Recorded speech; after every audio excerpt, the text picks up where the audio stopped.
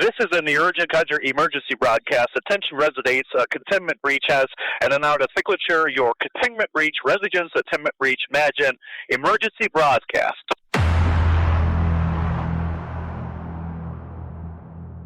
Hello friends, as we mark the 25th anniversary of Christina Riggs' execution, I want to revisit the tragic events that unfolded in Arkansas, a story that continues to raise difficult questions about mental health, justice, and the limits of human despair.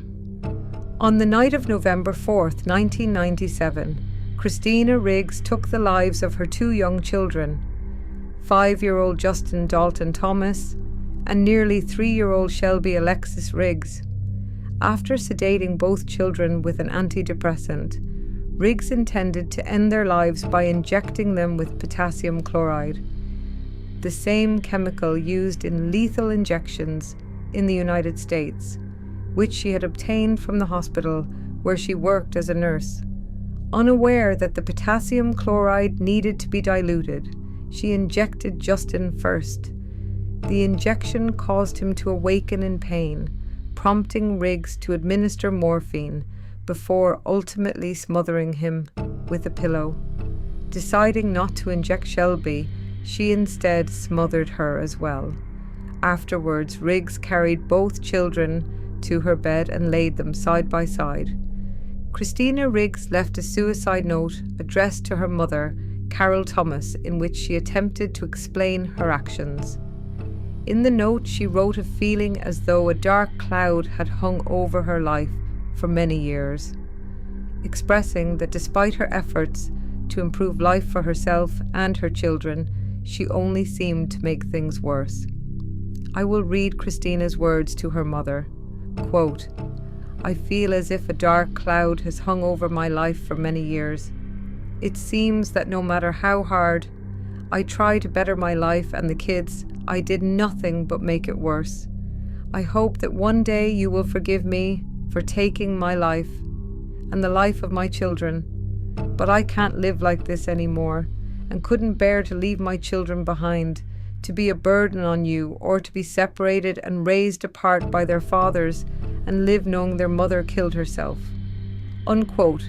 Riggs asked for forgiveness for taking both her own life and the lives of her children, stating that she could no longer endure her circumstances and could not bear the thought of leaving her children behind, to become a burden or to be separated and raised apart by their fathers, knowing their mother had taken her own life. After writing the note, Riggs ingested 28 Elavil amitriptyline tablets and injected herself with undiluted potassium chloride concentrate.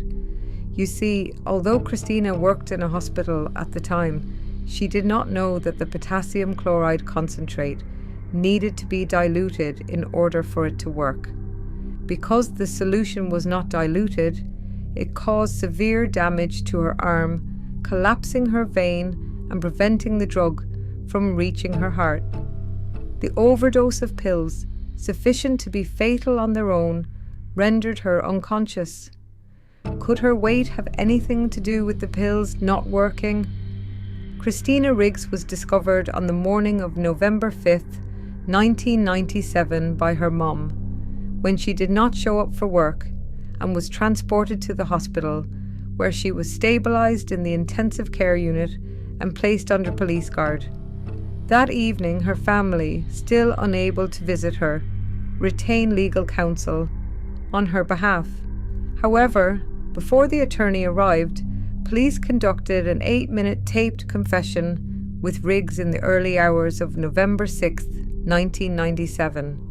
Much of her statement was inaudible due to her persistent crying, and towards the end, she appeared to be experiencing hallucinations.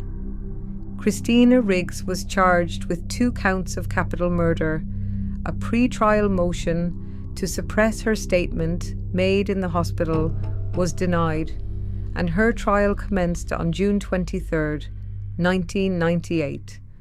Riggs entered a plea of not guilty by reason of mental disease or defect, asserting that, at the time of the killings, she was unable to appreciate the wrongfulness of her actions, or to conform her behaviour to the requirements of the law. In her defence, both a psychiatrist and a psychologist testified that Riggs's actions were driven by severe depression. They opened that, in her mind, the deaths of her children were acts of love and an extension of her own intent to end her life. The psychologist explained the pathological suicidal depression that she was in effectively precluded her from being able to do something more reasonable, something more appropriate. From the outside looking in, the death of 2 children like this is pretty horrible. From the inside looking out, it looks like an act of mercy. For the state, a psychiatrist and a psychologist did not dispute that her suicide bid was genuine, but testified that they did not believe that she was sufficiently depressed to justify the defence of not guilty by reason of mental impairment. The jury agreed and convicted her of capital murder after less than an hour of deliberation. At the sentencing, Christina Riggs refused to have any evidence presented on her behalf and asked the jury for a death sentence, saying, and I quote, "I want to die.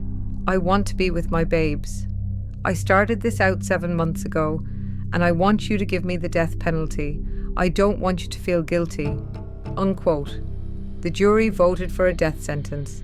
Let's take a step back and look at Christina's early years. According to entries in a journal Christina Riggs began while in prison, she endured sexual abuse by her stepbrother from the ages of 7 to 13. At 13, she also reported being abused by a neighbour. Within a year of these experiences, Riggs turned to alcohol, cigarettes and marijuana. She wrote that her struggles with self-esteem, particularly regarding her weight, led her to believe that sexual promiscuity was the only way to gain male attention or have a boyfriend. By the age of 16, Riggs became pregnant and, in January 1988, placed her baby boy for adoption. After graduating from high school, she obtained her license as a practical nurse and worked both part-time in home care and full-time at a Veterans Administration hospital. During this period, Riggs dated several men, including a sailor and a bar bouncer, before beginning a relationship with Timothy Thompson, who was stationed at Tinker Air Force Base. In late October 1991, Christina Riggs discovered she was pregnant once again. She informed Timothy Thompson about the pregnancy the day before he was discharged from the military. According to Riggs's mother, Carol Thomas, Thompson was initially unwilling to accept the child as his own and soon returned to his home state of Minnesota. Carol Thomas remarked that her daughter Chrissy had virtually no luck when it came to relationships with men. During this time, Riggs reconnected with John Riggs, a sailor she had previously dated while he was home on leave. In her prison journal, she described this period fondly, noting that John experienced the baby's first kick and in his mind considered the child to be his own. Justin, Christina Riggs's son, was born on June 7th, 1992. His younger sister would later affectionately nickname him Bubby, a name that stayed with him. In her writings, Riggs recalled the overwhelming emotions she felt as a new mother, expressing fears about her ability to provide for Justin and questioning whether she would be a good parent. John Riggs eventually moved in with Christina, but she described their relationship as troubled from the outset. Christina became pregnant again, and the couple married in July 1993. However, their hopes were quickly dashed when Christina suffered a miscarriage on their wedding night, adding to the series of disappointments she had already endured. Christina Riggs described her marriage as being on the brink of divorce, and during this time she struggled with depression and suicidal thoughts.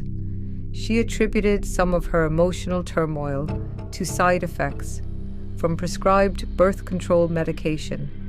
In response, her doctor prescribed the antidepressant Prozac. However, once Riggs began to feel better, she discontinued the medication. Christina's mother, Carol Thomas, recalled that while Christina did share her struggles with depression, she frequently minimized how serious it was. Thomas noted that her daughter had always been inclined to keep her emotions private. If pressed too much, Christina might become upset and reveal more, but generally she preferred to keep her feelings to herself. In the spring of 1994, Riggs became pregnant once more, and in December of that year she gave birth to Shelby Alexis Riggs, whom the family affectionately called Sissy. Reflecting on that period in her journal, Riggs wrote about the joy Shelby brought to their lives, and I quote, "We were so happy. She was so beautiful. I didn't think things could get any better. John cried. I cried. He was filled with so much love for her, the way he looked at her." Unquote. John Riggs left Christina Riggs after their marriage deteriorated. Primarily due to domestic violence, Christina divorced John and moved back to Oklahoma City following an incident where John struck their son, Justin, in the stomach, so severely that the child required medical attention. This event marked the end of their relationship, and Christina faced increasing financial and personal struggles afterward. Christina Riggs came from a family with a significant history of mental illness and suicidal behaviour. Reports indicate that her mother, sister, and a cousin all attempted suicide, while another cousin died by suicide. Her grandmother was committed to a mental institution on 2 occasions, and her great-grandfather took his own life while institutionalized. Both her mother and siblings received treatment for depression. Christina's own struggles with depression were reportedly intensified by ongoing financial difficulties. As a single mother, she worked long shifts as a nurse to support her family. Christina Riggs made the unusual and deeply consequential decision to waive all appeals and request the death penalty following her conviction for the murders of her 2 children. During the sentencing phase of her trial, Riggs actively prevented her attorneys from mounting a defense on her behalf, expressing to the jurors her desire to be executed. She told them, I quote, "I want to be with my babies," unquote, making clear that her motivation for seeking execution was rooted in her overwhelming grief and a wish to reunite with her children in death. The defense argued that Riggs's actions were not driven by malice, but by a deeply distorted sense of mercy and love, shaped by her mental illness. Psychiatrists and psychologists explained that from Riggs's perspective, taking her children's lives was an extension of her own planned suicide, motivated by the belief that she was sparing them from suffering after her death. Riggs openly struggled with acute depression, PTSD, and with a history of childhood sexual abuse, family histories of mental illness, and suicide. Despite these red flags, her mental health needs were not adequately addressed before the tragedy occurred. This reflects a broader pattern where mental illness, particularly in women with trauma backgrounds, goes undiagnosed or undertreated, often until a crisis point is reached. Riggs, who suffered from major depression and PTSD, not only declined to mount a defense during her sentencing, but also actively waived all appeals and requested the death penalty, expressing a wish to be with her babies. This scenario forces the legal system to grapple with whether a defendant in such a state can truly make a rational, voluntary decision to accept execution or if their desire for death is itself a symptom of their mental illness. Cases like Riggs blur the line between capital punishment and state-facilitated suicide. When a defendant's mental illness drives them to seek their own execution, the death penalty may function less as a tool of justice and more as a means of enabling self-destruction for someone in psychological crisis. Christina Riggs was executed by lethal injection at the Cummins unit in Arkansas on May 2, 2000. The execution process began 18 minutes late due to difficulties in finding a suitable vein, ultimately requiring catheters to be placed in her wrists. The procedure took about 15 minutes to prepare, and she was pronounced dead at 9:28 p.m. local time. Her last words before the execution began were, and I quote, "No words can express just how sorry I am for taking the lives of my babies. No way I can make up for or take away the pain I have caused everyone who knew and loved them. I love you babies," unquote.